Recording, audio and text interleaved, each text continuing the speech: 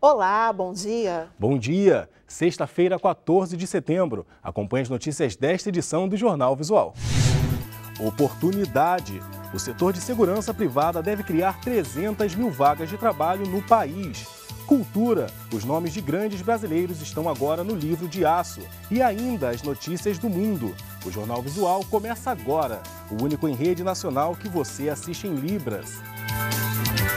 O governo lançou o Plano Nacional de Gestão de Riscos e Resposta a Desastres Naturais. O objetivo é investir em prevenção e planejamento. A estratégia do governo com o plano é atuar na prevenção, mapeamento de áreas de risco, monitoramento e alerta, além de reação em caso de tragédias. Serão investidos 18 bilhões e 800 milhões de reais. Uma das novidades é o prédio do Centro Nacional de Gerenciamento de Riscos e Desastres, o SENAD. A partir de dados coletados por todo o país, as informações são concentradas aqui e assim é possível elaborar planos de prevenção e ações de resposta mais rápidas para as regiões de risco.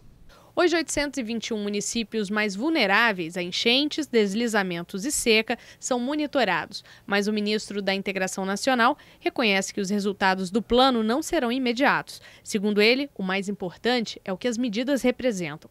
O Brasil vivia uma política de reação. Ocorria o evento, a gente saía atrás do prejuízo. Na realidade, nós estamos iniciando uma nova fase e estamos priorizando as ações de prevenção. Governadores de estados que mais sofrem com as tragédias aprovaram a nova estratégia. Torna-se possível fazer uma prevenção cujo principal resultado é poupar vidas humanas e preparar municípios e estados para enfrentar de forma organizada e articulada uma enchente ou um largo período de estiagem. Nós estamos agora passando corretamente a fazer o que o estrangeiro já faz, que é planejar antes, assumir ações preventivas. Sabemos que é um processo, vamos ter paciência, começar agora e certa vez vamos colher mais frutos mais adiante. O setor de segurança privada deve criar 300 mil vagas de trabalho no país nos próximos 4 anos. Uma oportunidade de emprego que exige qualificação e treinamento pesado. Um investimento cada vez mais prioritário no país. O Instituto de Pesquisa Econômica Aplicada, o IPEA, calcula que os serviços de segurança privada cresceram 74% na última década e hoje movimentam 40 bilhões de reais por ano. Uma expansão que também tem atraído profissionais. Este centro de formação de vigilantes no Rio de Janeiro costumava qualificar uma média de 50 alunos por mês, logo que foi inaugurado há 14 anos. Agora são 400 matrículas mensais. Nós não somos e não temos poder de polícia. A formação básica dura cerca de 3 semanas. Aulas teóricas sobre direitos humanos e penal, como administrar conflitos e lições práticas de defesa pessoal. Para todas elas, a rotina de treinamento é rigorosa. Os alunos também aprendem a atirar. Eles são preparados a usar as armas em situações extremas de perigo.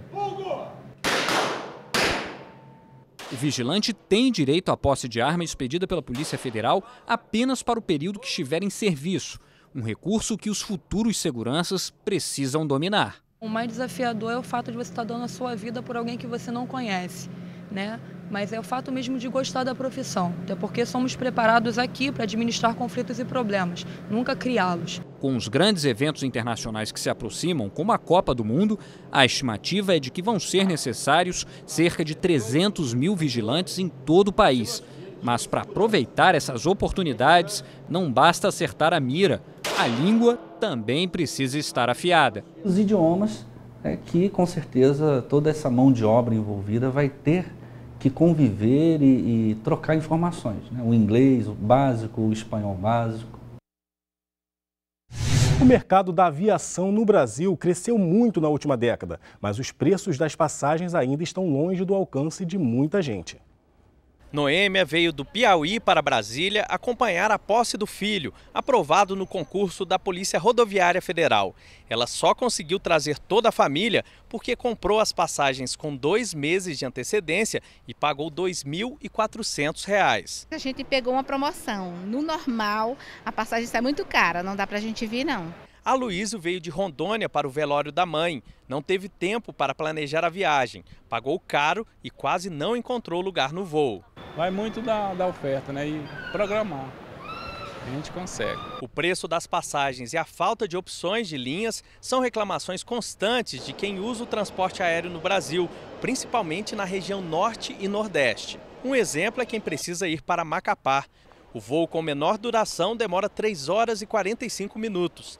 Há viagens que chegam a durar 22 horas. Alguns assentos são vendidos por mais de R$ 3.600. Até 2001, o governo tinha controle sobre as tarifas. A partir daí, houve uma mudança no regime do transporte aéreo e as empresas passaram a ter total liberdade para definir novas rotas e o preço das passagens, de acordo com a procura de cada região do país. Em uma audiência pública no Senado, as operadoras tentaram justificar os preços diferentes e alegaram o alto custo com pessoal e combustível, que segue variações internacionais e aumenta no interior por causa da falta de estrutura para reabastecimento. A gente tem custos crescentes, enquanto que a tarifa média vem caindo ao longo dos anos. O governo discute um plano de desenvolvimento da aviação regional. Hoje, 130 cidades têm voos regulares. A desoneração é uma das ações previstas, que pode vir com alteração na cobrança do ICMS para o transporte aéreo,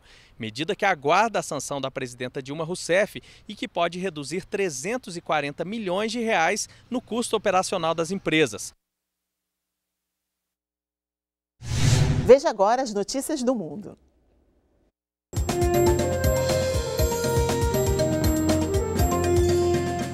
Homens armados atacaram a embaixada dos Estados Unidos na Líbia, causando a morte do embaixador e de mais 3 funcionários americanos. A ação foi um protesto contra o filme produzido nos Estados Unidos e considerado ofensivo ao profeta do Islã, Maomé.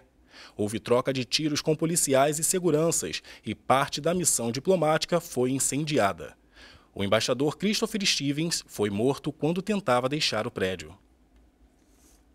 O príncipe Harry da Inglaterra, terceiro na linha de sucessão ao trono britânico, chegou ao Afeganistão para servir como copiloto de helicópteros de combate. Ele deve passar os próximos 4 meses no país. O grupo radical Talibã já prometeu que vai matar ou sequestrar o príncipe. Mas o comando da OTAN, a aliança militar liderada pelas potências do Ocidente, minimizou a ameaça, dizendo que vai proteger Harry e todos os que estão servindo com ele. No feriado nacional da Catalunha, 1,5 milhão de pessoas foram às ruas para pedir a independência da região do domínio da Espanha. Os manifestantes acreditam que estão sendo prejudicados no cenário da atual crise econômica. Dizem que o dinheiro pago em impostos não tem um retorno proporcional em investimentos por parte do governo de Madrid. A Catalunha, cuja capital é a cidade de Barcelona, tem cultura e idioma próprios. Uma pesquisa recente mostra que mais da metade da população é a favor da independência.